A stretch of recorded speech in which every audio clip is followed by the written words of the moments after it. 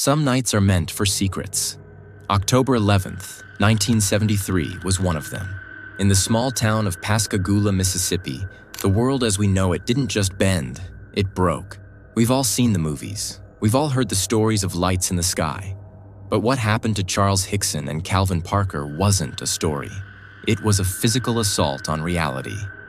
Imagine sitting by a river, the air thick with the smell of salt and mud. Suddenly, a sound like 1,000 hornets fills your skull. A craft, shaped like a jagged football, drops from the atmosphere. But forget the ship. Focus on the door. Because what stepped out wasn't human. It wasn't biological in any sense we understand. They had skin like ancient elephants and hands that ended in serrated metallic claws. This is the 1973 Pascagoula abduction. This is the night that physics screamed.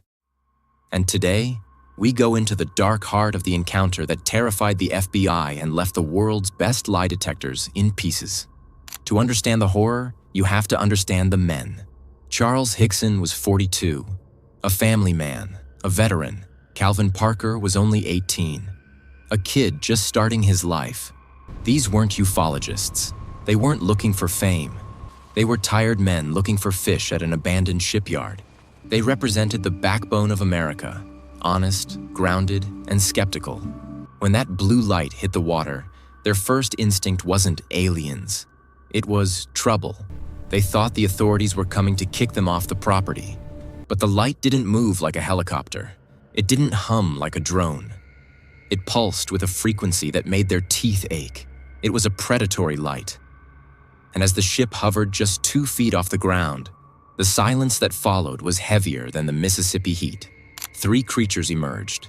They didn't walk. They drifted, as if the ground beneath them didn't exist.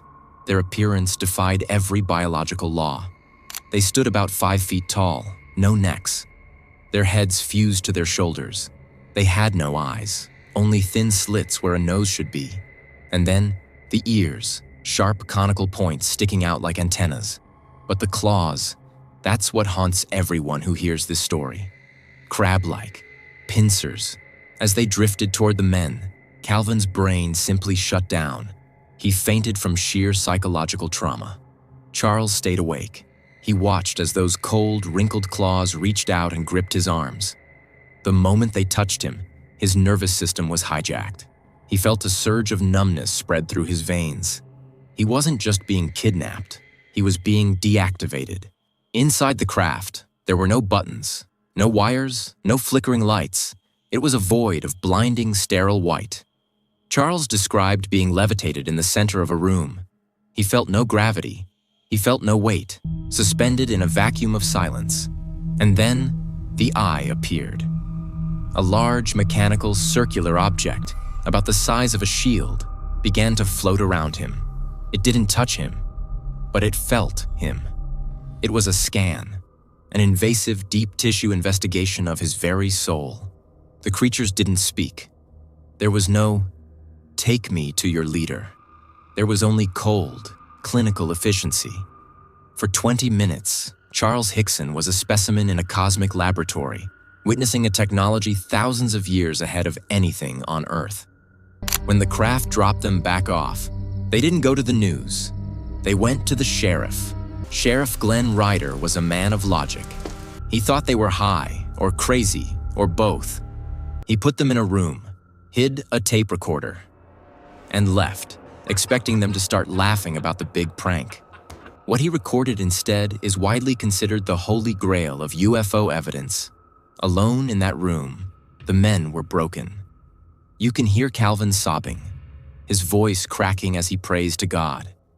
You can hear Charles trying to steady his breathing, whispering about how they're going to come back. This wasn't a rehearsal. This was the sound of 2 men whose reality had been shattered. Sheriff Ryder later admitted that after hearing that tape, he never doubted them again. You can't fake that kind of raw, visceral terror. In the years that followed, the men were hounded, mocked by the media, investigated by the military, multiple polygraph tests, administered by the world's leading experts. They passed every single one.